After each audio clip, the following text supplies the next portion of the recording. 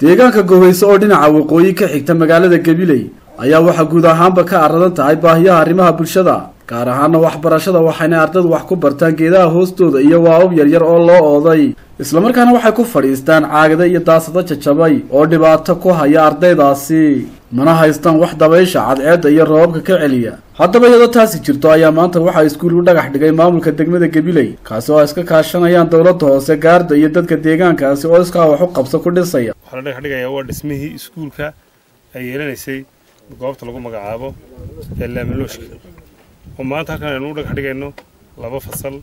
oo ay iska kaashanayaan gaardo iyo dawladda hoose oo baaqiga wixii ka dhiman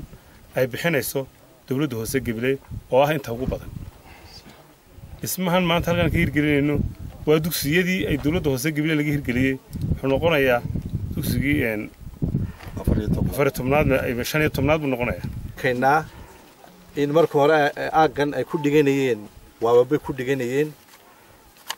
iyagoo u adkaystay in dabaysha iyo cadeeda intaas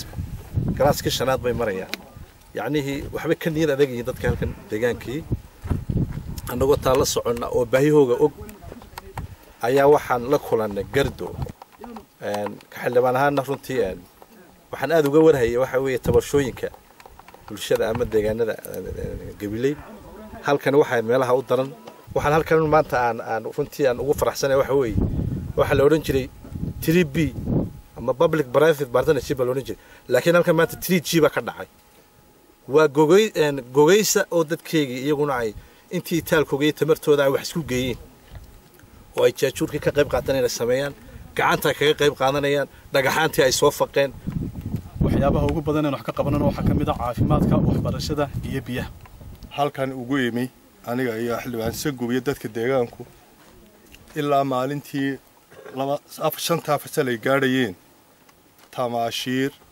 qalab buugaag macallimiin kormeer intaas oo dhan ku hayay wasaaradda waxbarashada 3 sanadood iyo ardaydu iyo macallimiintu meesha joogtay